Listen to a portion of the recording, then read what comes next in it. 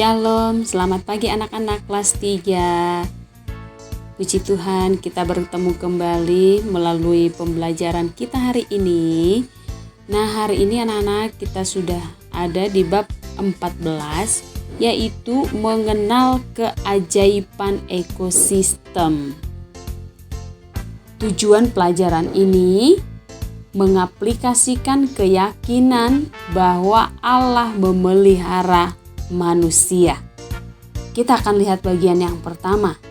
Allah menciptakan ekosistem. Anak-anak mengerti atau paham apa itu arti ekosistem? Ekosistem adalah suatu sistem ekologi yang terbentuk karena adanya hubungan timbal balik yang tak terpisahkan antara makhluk hidup dengan lingkungan fisik di sekitarnya. Dengan kata lain, ekosistem berarti suatu kesatuan utuh dari lingkungan dan makhluk hidup yang saling mempengaruhi. Ekosistem tidak hanya berlaku bagi hewan dan tumbuhan saja, akan tetapi untuk semua makhluk hidup, termasuk manusia di dalamnya. Keberadaan ekosistem di bumi ini merupakan salah satu ciptaan Tuhan. Amin. Amin. Tuhanlah yang menciptakan ekosistem. Dari sini kita bisa belajar bahwa Allah memperhatikan segala sesuatunya secara rinci. Bahkan untuk hal-hal terkecil sekalipun, Ia sudah mengatur semua dengan baik adanya.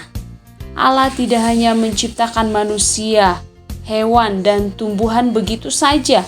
Tuhan juga sudah menempatkan tumbuhan dan binatang yang saling membutuhkan dalam satu lingkungan. Semua Ia tempatkan dan diatur di tempat yang tepat. Semua yang Tuhan ciptakan, baik tumbuhan, baik hewan maupun manusia, sudah mempunyai peran masing-masing di alam semesta ini. Peran tersebut sangat mendukung keadaan ekosistem yang ada. Coba bayangkan, jika di bumi ini tidak ada hewan ataupun tumbuhan, pasti yang terjadi adalah kekacauan. Dalam masa penciptaan yang Tuhan kerjakan, Ia sudah menciptakan semuanya secara teratur. Tuhan memulai karya penciptaannya dengan menciptakan langit dan bumi beserta petang dan pagi. Lalu Ia menciptakan tumbuh-tumbuhan yang berbiji, hewan yang hidup di darat dan di laut. Kemudian Tuhan menciptakan manusia pada hari yang terakhir atau hari yang ke-6. Semua yang Tuhan ciptakan dikelola secara baik dan penuh tanggung jawab oleh manusia. Hal ini bertujuan agar ekosistem berlangsung dengan baik. Nah, yang kedua, ekosistem darat tempatku berada. Coba perhatikan gambar berikut ini. Di sana ada satu bentuk ekosistem di daratan. Di sana terdapat rusa, rumput, pohon, dan binatang lainnya. Rumput menjadi makanan utama untuk rusa. Dan itu semua adalah makhluk ciptaan Tuhan. Rusa dapat bertahan hidup karena ada apa? Ada rumput yang dapat dimakan. Jika tidak ada rumput, maka rusa tidak dapat bertahan hidup. Begitupun sebaliknya, apabila rusa tidak memakan rumput, rumput akan terus bertambah dan menjadi perusak dalam ekosistem. Makhluk hidup ciptaan Allah saling membutuhkan. Semua saling menopang dan saling menguntungkan. Ketidakseimbangan dalam ekosistem akan merusak seluruh kehidupan. Manusia akan dirugikan karena keperluan hidupnya tidak tercukupi. Tidak hanya itu, pasti juga akan ada makhluk hidup yang akan punah.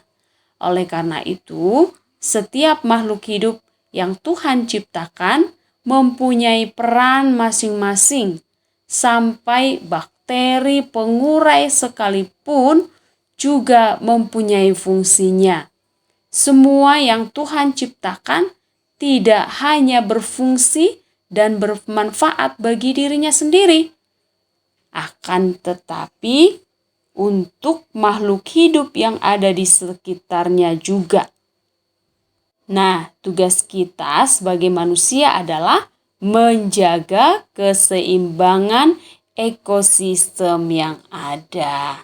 Dengan menjaga keseimbangan ekosistem yang ada, kita sudah melakukan firman Allah, yaitu memelihara, mengelola semua ciptaan Allah. Amin.